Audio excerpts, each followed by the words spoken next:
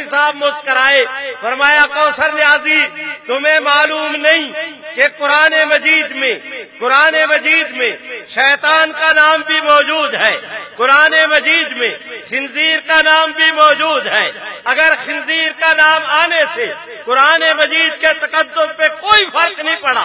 اگر شیطان کا نام آنے سے قرآن مجید کے تقدس پہ کوئی حرف نہیں آیا، تو مرزا قادیانی کا نام لکھنے سے پاکستان کے آئین کو بھی کچھ نہیں ہوگا۔ قرآن نے خنزیر کا نام لے کر کہا کہ خنزیر حرام ہے، آپ بھی مرزا قادیانی کا آئین میں نام درج کر کے کہیں کہ مرزا اور اس کے ماننے والے مسلمان نہیں،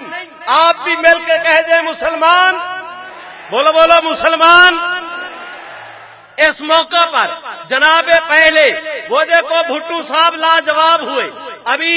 وہ جو ہے اپنا عبدالعزیز پیر زادہ کی بولتی بند ہوئی، اب کوثر نیازی صاحب نے بھی گردن جھکائی، حضرت مفتی صاحب نے، حضرت جناب بھٹو صاحب نے اس طرح بیٹھے ہوئے زور سے اپنا کوثر نیازی کے کندھے پہ ہاتھ مارا اور کہا کوثر نیازی اوروں کے سامنے چلاکیے کیا کر، مفتی محمود کے سامنے چلاکیے نہ کر، تمہیں نہیں پتا یہ دیوبندی عالم دین ہے